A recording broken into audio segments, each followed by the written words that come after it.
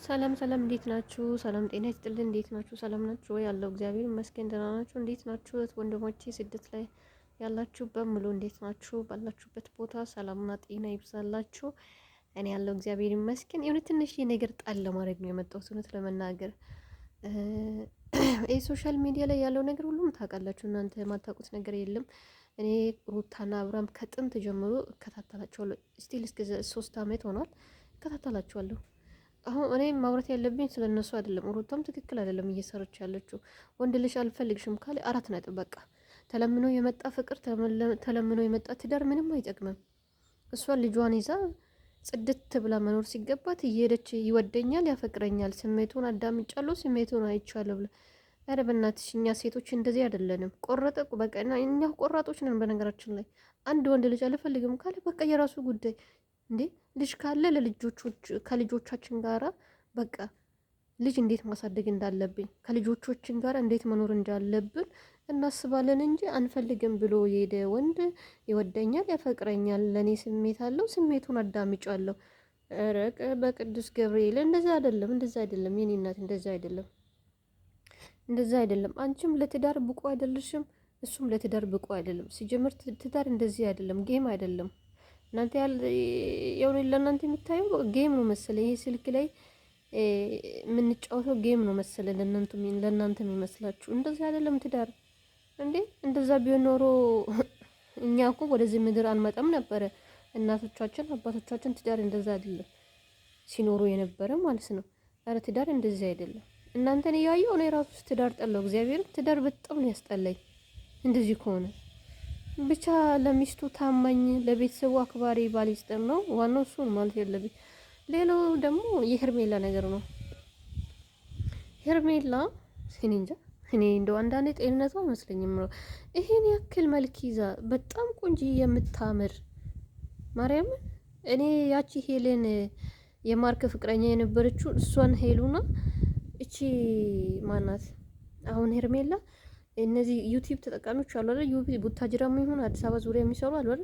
ከነሱ የበለጠ እነዚህ ልጆች በጣም ቆንጆች ናቸው። እግዚአብሔርን በተለይ ሄሉ አለባበሷ እንደ ዩቲዩበር አይደለም፣ ስንስራት ያላት በቃ ምንም የሰው ልጅ አሁን እኔ የሰው ልጅን በልብስ አልለካም። ብዙ ሰዎች የሰው ልጅን የሚለኩት በልብስ ስለሆነ እኔ እንደዛ አይቻት ሳይሆን በቃ ደስ ትለኛለች አለባበሷ። በቃ ሴትነቱን የጠበቀ ነው አለባበሷ። ወደ ሄርሜላ ልምጣና ሄርሜላ በጣም ቆንጅዬ ፍቅር አዋቂ ናት፣ ጨዋታ አዋቂ ናት። በጣም ደስ የምትል ሴት ነች። አለባበሷ ላይ ግን ትልቅ ችግር አለባት። ትልቅ ችግር ምንም ያክል ቢሆን የተሸፋፈነ ነገር ይሻላል። እውነት ለመናገር የተሸፋፈነ ነገር ደስ ይላል። ሴት ልጅ ደግሞ ስትሸፋፈን እንደ ውበት ላይ ውበት ይጨምራል። አንዳንድ ሴቶች ደግሞ መሸፋፈን እንደ ኃጢአትና እንደ ወንጀል የሚቆጥሩት አሉና አሁን እዚህ ሶሻል ሚዲያ ላይ ይሄን የመሰለ መልክ ይዛ ከአብርሃም ጋር እንደዚህ መንከራተት ነበረበት። አብርሃም ለትዳርም አይሆንም፣ ለአዳርም አይሆንም፣ ለምንም አይሆንም። የሚሆን ሰው አይደለም። ጅላምፉ ጅላጅል ነው ሰውዬው። ምንም የወንድነት ወኔ የሌለው ማለት ነው። እናንተ ለምንድን ነው ይታረቁ ይመለሱ? እንደው አይታረቁ እንዳትታረቂ ብላችሁ እንደው ልብሽን በናለብ ድንጋይ ያድርግብሽ ያላችሁ ጸሎት አድርጎ እንጂ ትታረቅ ምናምን አትሉ። በፈጠራችሁ ሴት እስከሆናችሁ ድረስ በፈጠራችሁ ይሄን የመሰለ ህይወት ሲያበላሽ፣ ይሄን የመሰለ መልክ ከዚህ ሰውዬ ጋር መበላሸት ነበረባት ወይስ ድራማ ነው? ወይስ ሪል የሆነ ህይወት ነው? ይሄ እነሱ የሚሰሩት ነገር ለድራማ ቢሆንም አይመጥንም። እውነት ለመናገር ለድራማ ቢሆንም ምንም የሚመጥን ነገር አይደለም ሲጀመር። አረ በመድኃኒዓለም ተውት፣ በክርስቶስ ተውት እንዴ!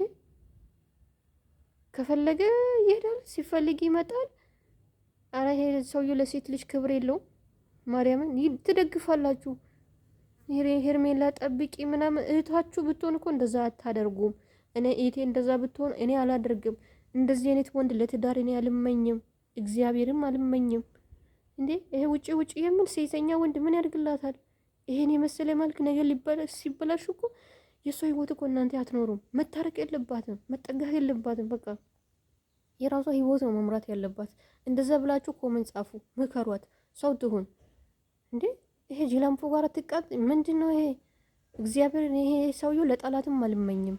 አቆም ወንድ ልጅ እኮ ወንድ ልጅ የሚያስብለው እንዴ ቆሞ ስለሸና ወይስ ምንሽሩ ስላንጠለጠለ መሰላችሁ እንዴ? ወንድ ልጅ ቆራጥ ሲሆን ውሳኔ ሰው ሲሆን በቃ በህይወቱ ሌላ ሰው የሚወስን ሳይሆን እሱ ራሱ በህይወቱ እኔ ነኝ ህይወቱ የሚኖረው እንጂ ሌላ ሰው አይደለም ብሎ እሱ ሲወስን ነው አይደል እንዴ? የሱን ህይወት እኮ ቡታጅራ ዩቲዩበሮች ሙሉ ይወስናሉ። ቤተሰብ የሱ ቤተሰብ ሁሉም ይወስናል። የገዛ ወንድሙ ይወስናል። እኔ ባልኩት ነገር ነው የሚሆነው፣ አንተ ባልከው ነገር አይሆንም ብሎ ታናሽ ወንድሙ ራሱ ያንሸረሽሯል። ይሄ ትዳር ነው ወይስ አዳር ነው የሚባለው? አረ በመድኃኒዓለም እቺ ልጅ ከዚህ ህይወት እንድትወጣ እርዷት። በቃ ትውጣ፣ ተመልሳ መምጣት የለባትም። እኔ በጣም ነው የምታሳዝነኝ ሄርሜላ። እግዚአብሔርን ምን የመሰለ የተማረች ልጅ ናት። ከመልክ መልክ አላት። እግዚአብሔር ሙሉ አድርጎ ፈጥሯታል። ከዚህ ሰውየው ጋር ምን አላት?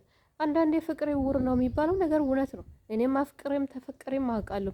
ግን አንዳንዴ እኮ ልክ አለው። በነገራችን ላይ ፍቅር ከልክ ሲያልፍ በጣም ያስጠላል። በጣም ነው የሚመራው። እሬትን ያስንቃል ራሱ። በጣም ነው የሚያስጠላው ፍቅር ከልክ። ሁሉም ቦታ አለው፣ ሁሉም ገደብ አለው። ወንድ ልጅ እንደዚህ ስታፈቅሪው እኮ ይጨማለቃል። ከኔ ውጭ እኮ ወዴትም አትሄድም፣ ቁጭ ብላ ትጠብቀኛለች ያለ እንደፈለገ አድርጎ ይምጣ። እኔ ደግሞ ይቅርታውን ተቀብዬ ልኑር እንዴ? እንዴ ይሄ እኮ ንቀት ነው። አሁን ሳይጋቡ ፍቅር እንኳን ትክክለኛ ፍቅር ሳይጀምሩ እንደዚህ የሚሆን ወንድ ወደፊት ከባድ ነገር ይጠብቅሻል። ወጣትነት አለ። ወጣትነት እሳት እንደዚህ ከሆነ ወጣትነቱን ጨርሰሽ ወደ ትዳር ስትገቢ ብዙ መከራ ይጠብቅብሻል። ሲኦልን ያስንቃል። ይሄ ወንድ ሲኦልን ያስንቃል እግዚአብሔር።